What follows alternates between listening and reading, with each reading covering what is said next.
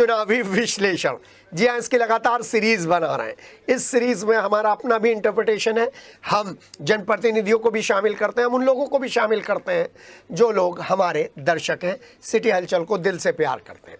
तो इस बार का चुनावी विश्लेषण बड़ा विशेष है, क्योंकि हम लगातार उन मुद्दों पर फोकस करते जा रहे हैं जिनकी वजह से चुनाव में लो वोटिंग परसेंटेज लगातार चिंता का सबब बनी हुई है। इस लो वोटिंग परसेंटेज से ही चुनावी विश्लेषण की नींव पड़ी और इसमें सबसे पहले पिक्चर में आए बीजेपी के कर्मठ वो टीम जिनको उम्मीद थी कि 60-70% के करीब वोटिंग परसेंटेज होगी, लेकिन लो वोटिंग परसेंटेज में फिर बीजेपी के ही कैंप से एक आवाज़ आई, जीतेंगे तो 5,000 से, हारेंगे तो 1 लाख से।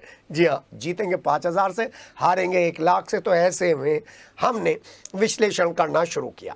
हमने अमित अग्रवाल को इस विश्लेषण में शामिल किया जो कैंट के विधायक है, क्योंकि कैंट की सीट हमेशा लीड लेकर चलती है। लेकिन लेकिन लेकिन उन्हीं पर हमला, उन्हीं के लोगों के द्वारा। फिर हमने बातचीत करी उस फोटो की जो फोटो सुभाष बाजार से आई थी, जिसमें कमल दत्त के साथ अरुण गोविल पानी के बताशे खा रहे थे, हाथ जोड़ रहे थे, बात कर रहे थे। और यहीं से हमारी खबर को पुख्ता रूप से समर्थन मिलना शुरू हो गया कि ये अंदरूनी राजनीति बीजेपी में हावी है। क्यों हावी है, इस पर और नजर डालेंगे, लेकिन अभी तो बात कर रहे हैं सांसद राजेंद्र अग्रवाल से इस चुनाव के बारे में। दनादन सवाल किए, सटीक सवाल किए और उन्होंने बड़ा ही संतुलित तरीके से जवाब दिया। लेकिन पुराने चुनावों की तुलना में 2024 से किस तरीके से वो अपना प्रेजेंटेशन देंगे। जब हमने सांसद राजेंद्र अग्रवाल से कहा कि पुराने 2009, 2014, 2019 और 2024 में क्या फ़र्क है, तो बड़ी संजीदगी से इमोशनल होते हुए सांसद राजेंद्र अग्रवाल ने जवाब दिया, उन चुनावों में मेरा रोल कुछ और था, इस चुनाव में मेरा रोल कुछ और है। हालांकि सांसद राजेंद्र अग्रवाल ने जीत का पुख्ता दावा किया है, लेकिन एक बात तय है, कैंट को लेकर जो परसेप्शन बन रहा था, उस परसेप्शन में अगर बीजेपी जीतती है तो कैंट ही लीड रोल निभाएगा, ऐसा सांसद राजेंद्र अग्रवाल ने भी हमें हिंट दिया। चुनावी विश्लेषण में सांसद राजेंद्र अग्रवाल से बेबाक और तीखे सवाल, राजेंद्र अग्रवाल सांसद मेरठ के संतुलित जवाब। देखिए चुनावी विश्लेषण में यह विशेष कार्यक्रम। चुनाव का निष्पक्ष विश्लेषण, नई सीरीज, नए किरदार, नए क्वेश्चंस, दर्शक वही पुराने। सिटी हलचल के इस खास कार्यक्रम में स्वागत है आपका। और हमारे साथ 3 बार के सांसद राजेंद्र अग्रवाल जी हैं। लोकसभा में उस कुर्सी पर बैठते हैं जिस कुर्सी पर बैठना लोगों का सपना होता है, और अब जब 3 बार यहाँ से सांसद रह चुके हैं तो चौथी बार के लिए उनका योगदान किसी तरीके से कमतर करके नहीं आंका जा सकता। सर स्वागत है सिटी हलचल। धन्यवाद, बहुत बहुत आपका धन्यवाद। आपकी प्रेजेंस हमेशा हम महसूस करेंगे जब ये संसद डिसॉल्व हो जाएगी। नहीं, मैं हूँ ही, यहाँ पर हूँ मैं कार्यकर्ता के रूप में, जैसा 2009 से पहले था, अब 2024 के पश्चात वैसे ही उपलब्ध रहूँगा मैं। और निश्चित रूप से जो भी सेवा मेरे द्वारा हो सकेगी समाज की या जिस किसी क्षेत्र के अंदर, वो मैं करूँगा। और आप तो हमेशा एक मित्र के नाते भी, एक मार्गदर्शक के नाते भी चैनल जो काम करता है, बहुत सारे इश्यूज़ मैंने आप के माध्यम से समझे हैं, उनको संसद में उठाया है, तो आपकी भूमिका थोड़ी अलग भी है। तो जो भी होगा मैं हमेशा एक सहयोगी के रूप में, एक मित्र के रूप में, एक कार्यकर्ता के रूप में उपलब्ध रहूँगा। जी हाँ, और इसीलिए हम चुनावी विश्लेषण में, निष्पक्ष चुनावी विश्लेषण में शामिल कर रहे हैं सांसद राजेंद्र अग्रवाल को। सब बड़े छोटे छोटे से प्रश्न हैं, बड़े ऐसे प्रश्न हैं जो हर किसी के मन में है। पहला प्रश्न, क्या इस चुनाव के प्रबंधन को लेकर आप सेटिस्फाइड हैं? नहीं, देखिए चुनाव जो है 25-30 दिन का एक प्रक्रिया है। वैसे भारतीय जनता पार्टी का जो संगठन है वो सदा सिद्ध संगठन है, क्योंकि 12 महीने काम करता है, उसका पूरा एक सेटअप है, ऊपर से लेकर के नीचे तक, बूथ स्तर तक उसका सेटअप है। इसलिए एक चुनाव आता है 25 दिन का, 30 दिन का, तो विशेष रूप से कुछ व्यवस्थाएं खड़ी करनी होती हैं। लेकिन कुल मिलाकर के संगठन का जो स्थापित जो तंत्र है, उसका जो ढांचा है, उसके माध्यम से सारे काम होते हैं। तो कई बार उतने अल्प समय में कई छोटे मोटे गैप्स भी होते हैं। मैं हो सकता है वैसे कुछ गैप्स हों, मेरी जानकारी में ऐसा नहीं है, हम लोग बड़े तालमेल के साथ ही सारा काम करते रहे। भाई हमारे चुनाव संयोजक थे, हमारे अध्यक्षगण थे, हमारे प्रभारी थे, जो बाहर से भी कार्यकर्ता हमको संगठन ने लगाए, वो सब भी यहाँ पर समय देते थे। तो कुल मिलाकर के चुनाव का प्रबंधन ठीक ही था। हालांकि मैंने जैसा कहा कि तेज गति से जब सारा काम होता है, एक आध चीज़ में कोई चूक होती है तो अगले दिन ठीक कर ली जाती है। बड़ा सोच समझ के जवाब दिया है सर। नहीं, ये व्यवहारिक बात है। मेरा व्यवहारिक बात है, लेकिन वो आपका जो प्रबंधन 2009 में दिखा, 14 में दिखा, 19 में दिखा, वो नदारत था। अब मैं कह नहीं सकता, क्योंकि मैं तो देखिए 2009 हो या 14 हो चाहे 19 हो, आपको ध्यान होगा कि मैं जब प्रत्याशी के रूप में रहता था तो मेरा चुनाव प्रबंधन में किसी भी प्रकार का दखल नहीं होता था। कार्यकर्ता या जो हमारे पदाधिकारी जो करते थे वही करते थे। मेरा सवेर से शाम तक जो उन्होंने कार्यक्रम बना दिया उसमें करना, हाँ बीच में मिलता रहता था, रात को आ गया जरा गपशप कर ली, इतना रहता था, लेकिन एक ठीक से चलता था। तो अब उस नाते तो मैं तुलना नहीं कर सकता, मुझे पता ही नहीं है कि 2009, 2014, 2019 का प्रबंधन कैसा था। मैं बता देता हूँ, अच्छा था 2009 में, 2014 में, 2019 में सुबह की चाय पी लिया आपके ऑफिस पे, दोपहर का खाना खा लिया, शाम का नाश्ता कर लिया, बात कर लिया। अब की ऐसा कहीं नहीं था। अब मैं नहीं कह सकता, होगी कहीं चूक हुई होगी, हो सकता है ऐसा हुआ तो ठीक नहीं है वो बात, लेकिन अब तो बात हो चुकी। अब तो बात हो चुकी, इसलिए ही बात कर रहे हैं। लेकिन आपका जो स्नेह है, आपका जो प्यार है बराबर रहा। लेकिन मेरे ख्याल से तो व्यवस्थाएं थी।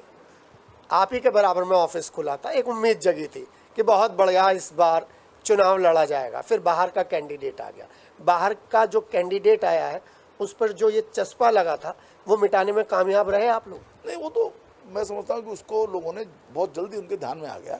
देखिए, अरुण जी का जन्म स्थान तो मेरठ ही है, और ये बात भी है कि उनके हाई स्कूल तक उन्होंने शिक्षा भी यहीं पर ग्रहण करी। और फिर जैसा बहुत लोगों के साथ होता है, अपने काम के सिलसिले में, अपनी पढ़ाई के सिलसिले में लोग अपने शहर से बाहर चले जाते हैं, विदेश भी चले जाते हैं, लेकिन लौट करके कर्मभूमि के रूप में फिर अपने स्थान को बनाते हैं। तो मैं समझता हूँ कि उसी प्रकार का मसला था, और लोगों ने इस बात को स्वीकार भी किया।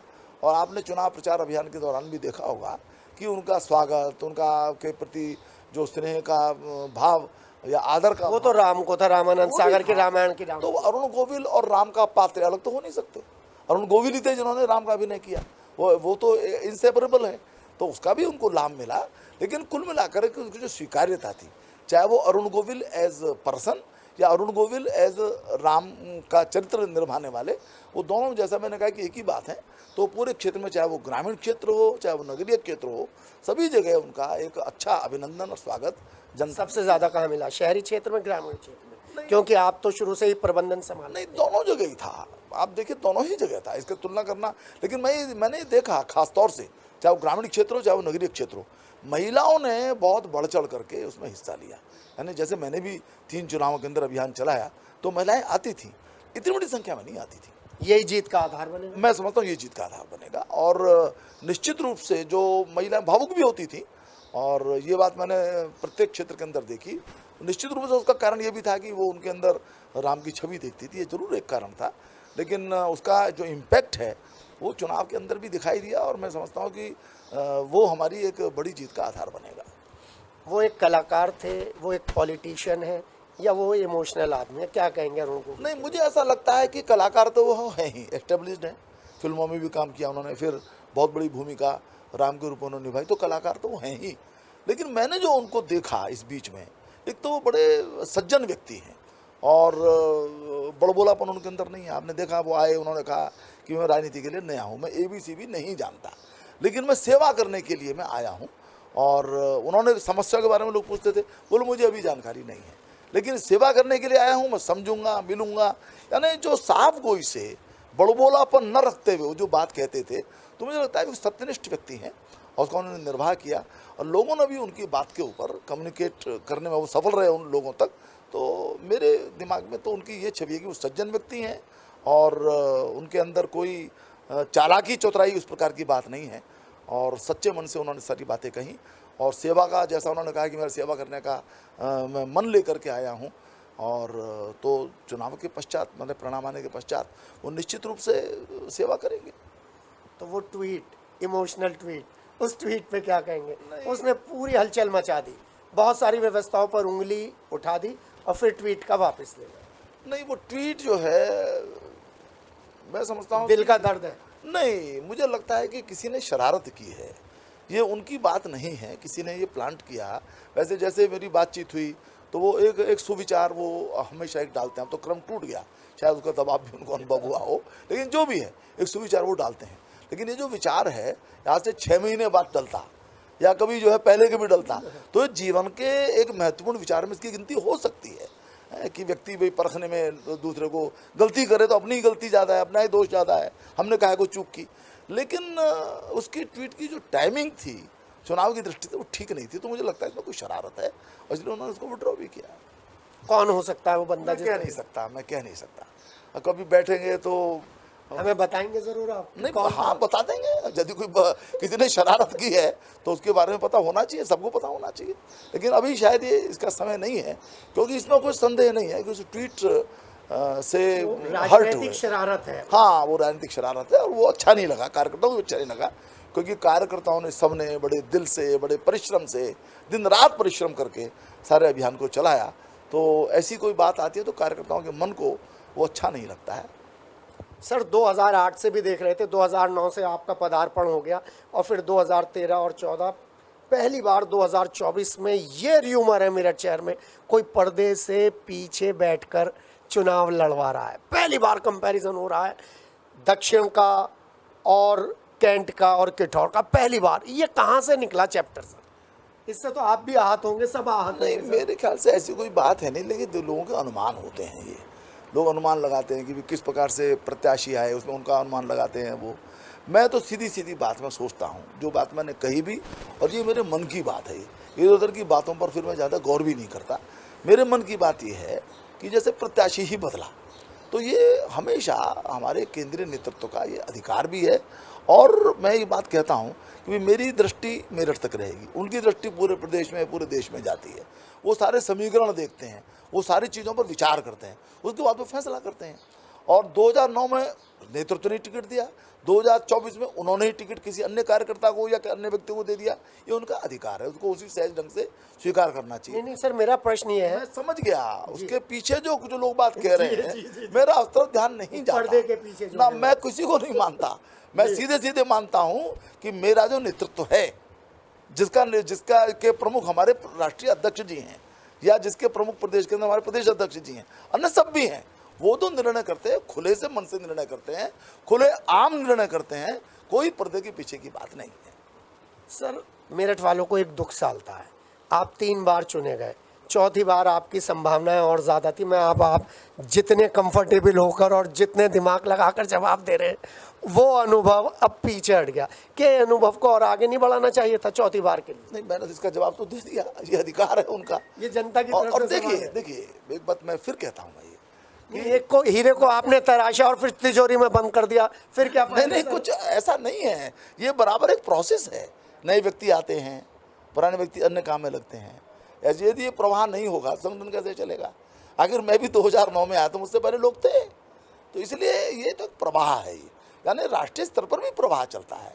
हमारे राष्ट्रीय अध्यक्ष हैं, हमारे प्रदेश के अध्यक्ष हैं, या हमारे अन्य नेता हैं, धीरे धीरे धीरे नए लोग आते रहते हैं, पुराने लोग हटते जाते हैं।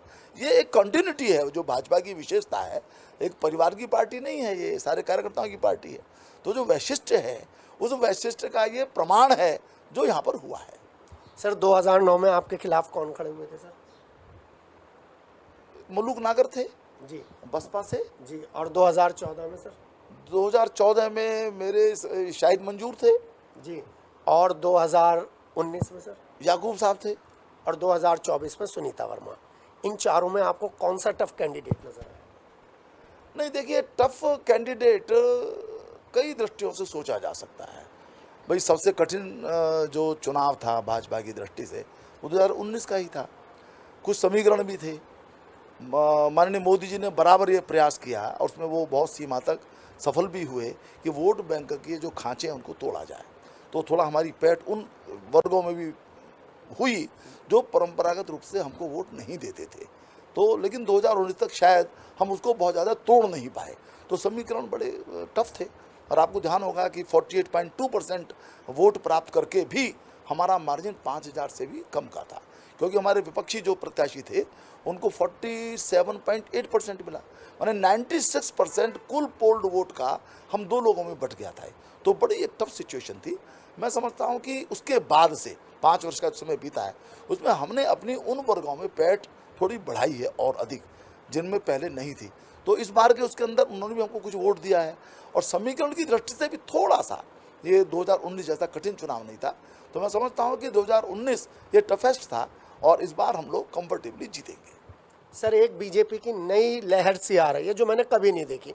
आपका तो देखने का मतलब ही नहीं, क्योंकि आप बड़े अनुशासित सिपाही हैं। जो नए नए बीजेपी के नेता आ रहे हैं उसमें एरोगेंसी है, सीनियर्स को प्रणाम करने की व्यवस्था नहीं है, अपना काफिला खुद बनाने की है। ये आने वाले समय में बीजेपी के लिए मुश्किलात पैदा करेगा। नहीं, वैसे तो पहले भी ये ऐसा हो रहा है ना नहीं, पहले भी समस्याएं रही हैं, लेकिन इतनी मुखर तौर इतनी पे इसलिए था जब पार्टी बहुत बड़ी हो जाती है और पार्टी की सरकारें होती हैं, प्रदेश में भी सरकार है, केंद्र में भी सरकार है, तो फिर उसका कई बार एक निगेटिव इफेक्ट भी कार्यकर्ता ले लेता है। तो मैं समझता हूँ कि हमारे यहाँ भारतीय जनता पार्टी में आज भी सुव्यवस्थित प्रशिक्षण की व्यवस्था और अन्य कहीं नहीं है। हम लोग बराबर कार्यकर्ता को ट्रेन करते हैं, कार्यकर्ताओं को प्रशिक्षित करते हैं, उसको बताते हैं कैसे बिहेव करना चाहिए।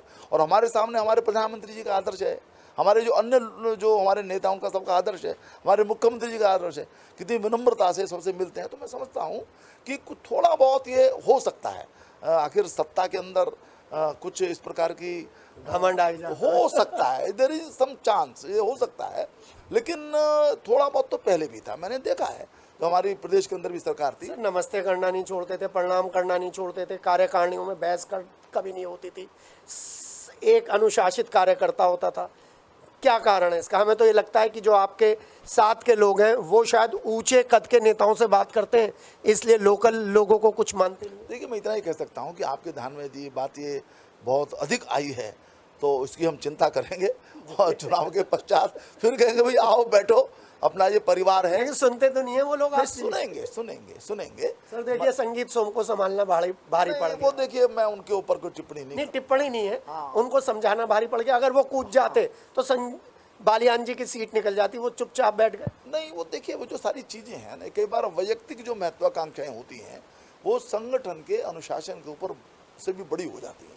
ऐसी समस्या आती है, और भी पहले भी आई है, कई लोगों के साथ आई है, मैं उनका नाम उल्लेख नहीं करूंगा।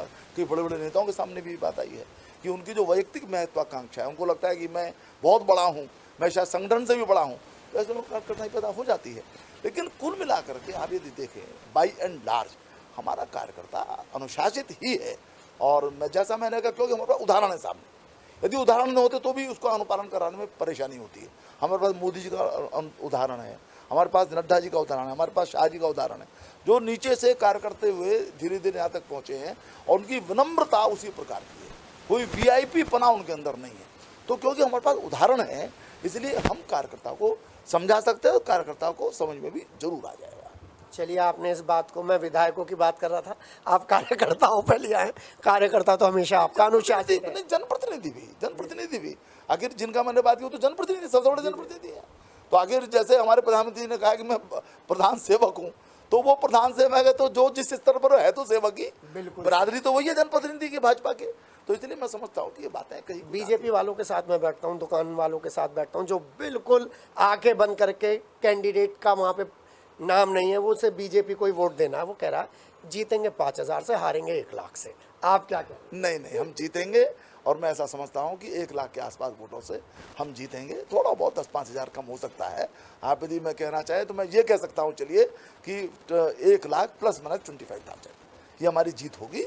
हम जीतेंगे, अच्छे ढंग से जीतेंगे, किसी प्रकार का कोई संदेह इसके अंदर हमको नहीं है। अमेठी और रायबरेली पे क्या कहेंगे सर? इस बार अमेठी और रायबरेली दोनों सीटें भाजपा जीतेगी, और कांग्रेस को एक बड़ा शून्य उत्तर प्रदेश से प्राप्त होगा जी। और 400 पार का नारा? देखिए, लक्ष्य है, और मैं कार्यकर्ताओं के लिए, सबके लिए? नहीं, सबके लिए है। 400 पार, 370 और 400 पार, 10-5 सीटें दाएं बाएं हो सकती हैं। बड़ा लक्ष्य है, बड़ा देश है, लेकिन जिस प्रकार से परिश्रम हुआ है, जिस प्रकार से स्वीकार्यता बढ़ी है, दक्षिण के अंदर भी स्वीकार्यता बढ़ी है, पूर्वी क्षेत्र के अंदर बंगाल हो, उड़ीसा, इसमें स्वीकार्यता बढ़ी है, मुझे लगता है इस लक्ष्य को प्राप्त करने में हमको बिल्कुल भी कठिनाई नहीं होगी। ये जो चुनाव है कुछ अलग मोड पे पहुंच गया, मंगलसूत्र पे, मीट पे, एक दूसरे के बारे में बताना, व्यक्तिगत बलिदानों के बारे में बताना। इन मुद्दों के बजाय महंगाई और इस जैसे मुद्दे होने चाहिए थे, बेरोजगारी जैसे मुद्दे होने चाहिए थे। तो ये आपकी पार्टी की तरफ से क्यों नहीं आते? नहीं, हम तो अपनी बात कहते हैं कि हमने क्या क्या, आप देखिए, यहाँ पर माननीय मुख्यमंत्री जी आए, उन्होंने सरकार ने क्या काम किया उसका उल्लेख किया। माननीय योगी जी है, उन्होंने उसी का उल्लेख किया। हम अपने हमारे अन्य कार्यकर्ता भी उसी का उल्लेख करते हैं। एक जो विज़न है उसका हम उल्लेख करते हैं, हम क्या चाहते हैं, 2047 की बात हम करते हैं। लेकिन जो हमारा विपक्ष है उसको मुद्दे ही नहीं मिलते। अब वो संविधान का विषय उठा रहे हैं। अरे संविधान को कौन बदलने वाला है भाई? जब आप 400 मांग रहे हैं तो फिर 400 मांगने का मतलब ये थोड़े संविधान बदल देंगे। और संविधान के संबंध में आपकी जो श्रद्धा है वो हम बराबर देखते आ रहे हैं, चाहे वो 356 का उपयोग रहा हो, चाहे वो आपातकाल हो, चाहे वो 42वां संशोधन हो, चाहे वो पूरे संवैधानिक जो इंस्टीट्यूशंस हैं उनकी अवहेलना हो, हमने सबने देखा है। हमारा तो कोई रिकॉर्ड ही नहीं है इस प्रकार का। हम बराबर संविधान का सम्मान करने वाले, संविधान के अनुसार समाज की सेवा करने वाले हम लोग हैं। हमारी पार्टी वैसी, हमारे नेता वैसे ही हैं। तो ये अनावश्यक बातें हैं ये, लेकिन उन पर कोई विषय है नहीं। यानी जिनका खुद का ट्रैक रिकॉर्ड बहुत खराब है, जिनके पूरे चेहरे पर संविधान की उपेक्षा करने की कालिक पुती हुई है, वो हम पर आरोप लगा रहे हैं। जिन्होंने, देखिए संविधान के अंदर व्यवस्था है कि धार्मिक आधार पर आरक्षण नहीं होगा। सुप्रीम कोर्ट की रूलिंग है कि धार्मिक आधार पर आरक्षण नहीं होगा, आप किए जा रहे हो। तो संविधान की अवहेलना आप कर रहे हो कि हम कर रहे हैं? हम ये कह रहे हैं कि ऐसा जो संविधान ने कहा है वो हम वैसा ही करेंगे। हम संविधान की इस प्रकार की अवज्ञा नहीं होने देंगे। हम संविधान के पालन करने वाले हैं कि वो पालन करने वाले हैं। अजीब एक नैरेटिव खड़ा करने की कोशिश हो रही है, लेकिन वो नैरेटिव खड़ा नहीं हो पा रहा है। जनता के सामने सारे तथ्य हैं, सबके व्यवहार उनके सामने हैं, सबके रिकॉर्ड उनके सामने हैं। तो विपक्ष के पास कोई मुद्दे न होने के कारण से इस प्रकार के मुद्दे वो लोग उठाते हैं। सर अंतिम 2 सवाल। अगर अरुण गोविल जीत जाते हैं तो जैसे हम आपको पकड़ लेते थे, अरुण गोविल को कहाँ पकड़ेंगे? देखिए वो निश्चित जीतेंगे, अगर की तो कोई बात ही नहीं है ना जी। वो निश्चित जीतेंगे, मेरठ में ही रहेंगे। उन्होंने यहाँ हर जगह हर बार ये बात कही है कि मैं यही रहूँगा, सेवा के लिए आया हूँ, और तब मेरा अच्छे से सबसे संवाद भी होगा। तो सर 48 घंटे नहीं रुके चुनाव पूरा होने के बाद? देखिए इस वक्त देखा जाए, गणनाएं नहीं होनी चाहिए थी सर? मैंने तो आपका काम देखा, चुनाव लड़ने के बाद अगले दिन सुबह चाय का कप लेके बैठ गए, वे बता तू क्या करके आया, तू क्या करके आया। मेरा तो कार्यक्षेत्र यही है ना। तो उनका कार्यक्षेत्र तो प्रधानमंत्री ने स्वयं दिया है। नहीं, उनका कार्यक्षेत्र अभी मुंबई है। मुंबई उनका समाप्त नहीं हुआ है। मुंबई में उनके कुछ पुराने कमिटमेंट्स होंगे। मैं समझता हूँ ये जो 1 महीने का समय है, आप बचा रहे हो। नहीं बचा नहीं रहा, मैं तथ्यात्मक बात कर रहा हूँ। यदि वो अपने को 4 जून के पश्चात उपलब्ध होने के लिए वो स्वयं को तैयार कर रहे हैं, जो उनके कमिटमेंट्स हैं उनको वो इस महीने में पूरा करेंगे, फिर आएंगे। फिर बीच बीच में कभी कभी जाना होगा तो जाएंगे। लेकिन मुझे पूरा विश्वास है कि मेरठ की जनता की सेवा करने के लिए वो निरंतर उपलब्ध रहेंगे और उसके तदनुसार वो व्यवस्था यहाँ पर खड़ी करेंगे। 4 जून के बाद सांसद राजेंद्र अग्रवाल अपने आप को कहाँ देख रहे हैं? मैं मेरठ में हूँ। वो तो आपका घर है, स्थायी घर है, आपका स्थायी निवास है, लेकिन बीजेपी में कहाँ देख रहे हैं, राजनीति में कहाँ? मैं कार्यकर्ता हूँ जी, और मैं कार्यकर्ता के नाते, आपको मैंने प्रारंभ में कहा, कार्यकर्ता के नाते, मित्र के नाते, सहयोगी के नाते मैं आपके बीच में हूँ, बीच में रहूँगा। और आप जो भी मुझे आदेश करेंगे, जो भी मुझे सर अब आप डिप्लोमेटिक हो, मैं पूरी कोशिश सर करूंगा उसको पूरा करने की। कैंट, किठौर, दक्षिण और शहर, इनमें से सबसे ज्यादा वोट आपको कहाँ से मिल रहे हैं? कैंट से, ऑफ कोर्स। हाँ, फिर कैंट पे हमला क्यों? हमला कहाँ है कैंट पर? इतना अखबारों में कैंट चाह रहा है, कम वोटिंग परसेंटेज, वोट नहीं डलवा है। नहीं, देखिए वहाँ की एक कुछ तो ऐसी स्थिति है कि वहाँ पर कुछ ऐसा क्लास है, जैसे हमारे सेना से जुड़े हुए भी कुछ लोग हैं, ये सब बीजेपी वाले जानते हैं और वो ही हमला कर रहे हैं। नहीं, अब ये तो खैर देखिए, इसका कोई कुछ रोक नहीं है। हमला करने वाले के अपने केवल निजी कुछ उसका एजेंडा होता है, वो कोई पार्टी को सब ध्यान में रख के नहीं करता है। अब जैसे कैंट के अंदर अधिकारी कर्मचारियों की सबसे ज़्यादा संख्या है, और वो चुनाव की ड्यूटी के अंदर भी रहते हैं, तो बहुत बार उनको व्यवस्थाएं हैं परंतु बहुत बार वोटिंग नहीं हो पाती, तो 5-7% का तो इससे भी फर्क पड़ जाता है। तो कुछ वहाँ की जेन्युइन कारण है। नंबर 2 पे कौन सा आएगा सर? नंबर 2 पर मैं समझता हूँ कि अब ऐसा कहना जरा ठीक नहीं है। नहीं सर, आपका तो अनुभव है ना, जब आप देखते थे उस अनुभव के आधार पे पूछ रहे हैं। नहीं, मैं इस बात को मतलब पीछे होते हुए आ रहे थे, फिर अचानक ये आ गया, ये खुल गया। लेकिन 2019 में मैं इससे ज़्यादा कहना उचित नहीं समझता। 2019 में हम 4 विधानसभा क्षेत्रों में पीछे रह गए थे, और हमारा सारी जो पीछे रहना था उसको कवर किया गया था मेरठ कैंट में, जो हमको वोट मिला था। मुझे पूरा विश्वास है इस बार कि हम कम से कम 3 विधानसभा क्षेत्रों के अंदर जीत करके आएंगे, और एक बड़ी जीत मेरठ के अंदर दर्ज करेंगे। लो वोटिंग परसेंटेज का फायदा बीजेपी को मिलेगा या विपक्ष को मिलेगा? किसी को नहीं मिलेगा, क्योंकि लो जो वोटिंग है वो सब जगह पर हुई है, और उसमें देखा जाए कि वो एंटी इनकम्बेंसी का प्रमाण नहीं है। इसलिए मैं समझता हूँ कि यदि मैं ये कहूँ कि ये एक लेवल प्लेइंग थी, लेकिन तो भी क्योंकि हमारी सरकार के खिलाफ ये नहीं है, इसलिए हम ही उसके अंदर इस प्लस स्कोर करेंगे। अंतिम सवाल, 80 में से कितनी सीटें यूपी में? मैं समझता हूँ कि 75 प्लस तो होनी चाहिए। देखिए 2-4 सीटें मैं शुरू से भी कहता रहा हूँ, लक्ष्य हमारा 80 का ही है। इन 75 में 4 सीटें वो भी हैं जिसमें राहुल गांधी हैं, केपी वो जो अभी हुए हैं, कृष्ण लाल हैं वो, और अखिलेश है, और रायबरेली को तो भाजपा की मान लीजिए आप। अच्छा, एक और तो मैनपुरी को? मैनपुरी मैं नहीं समझता है कि मैनपुरी इस बार जीत पाएंगे, मैनपुरी और कन्नौज। और कन्नौज दोनों नहीं जीतेंगे? जो इतना व्यक्ति कंफ्यूज हो कि किसको खड़ा करूं, खुद फिर ये 5 सीटें आप किसे दे रहे हैं सर? नहीं हो सकता है, कहीं मैंने एक मार्जिन दे रहा हूं जी। टारगेट हमारा 80 का ही है। सारे स्टार्स को तो आप हरा रहे हैं? नहीं नहीं नहीं नहीं, इसके अलावा चुनाव के स्टार हैं। कई बार एक आध कोई छोटा स्टार निकल आता है कहीं से, कोई बातें होती हैं, मैं उसका क्या खुलासा मैं कर सकता हूं, मेरी जानकारी भी नहीं है। लेकिन कुल मिलाकर के एक फेयर असेसमेंट के नाते मैं कह रहा हूं कि 75 प्लस हम रहेंगे, टारगेट हमारा 80 का ही है। कांग्रेस को 0 डबल। सपा को? सपा 1-2 सीट ले सकती है, 2 सीट। और बसपा को मैक्सिमम। सर?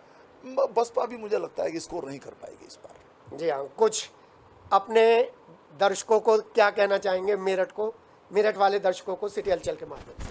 नहीं, सबको बहुत शुभकामनाएं। उन्होंने बड़ा परिश्रम किया, वोटिंग किया गर्मी के मौसम में। अब देखिए राष्ट्रपति जी, पूर्व राष्ट्रपति जी ने कहा है, उन्होंने भी उनकी सबकी पीड़ा समझी है कि अनुकूल मौसम में मतदान होना चाहिए। मुझे उम्मीद है कि अगले चुनाव में इस जो अनुरोध का भी ध्यान रखा जाएगा, लेकिन तो भी वो अपना अच्छे से परिणाम की प्रतीक्षा करें। भारतीय जनता पार्टी को उन्होंने जो आशीर्वाद दिया है, हम उनकी सेवा के लिए तत्परता के साथ उपलब्ध रहेंगे। आपका आशीर्वाद इसी प्रकार से बना रहे, ये मेरी आपसे प्रार्थना है। हमसे बात करने के लिए सर धन्यवाद। बहुत बहुत आपका भी बहुत बहुत धन्यवाद। जी हाँ, सांसद राजेंद्र अग्रवाल, निष्पक्ष चुनावी विश्लेषण, और इस चुनावी विश्लेषण में लोकल प्रबंध से लेकर राष्ट्रीय स्तर और राज्य स्तर के प्रबंध तक की बात करी है। जी हाँ, एक बात तय है कि अब चुनाव के परिणाम आने वाले हैं, ज़रा कोई भी ऐसे ही पोस्ट मत डालिए सोशल मीडिया पर जो आपको मुसीबत में डाले। कहीं पर भी सट्टेबाजी में मत लगिए, क्योंकि ईवीएम में कैद हो चुका है भविष्य।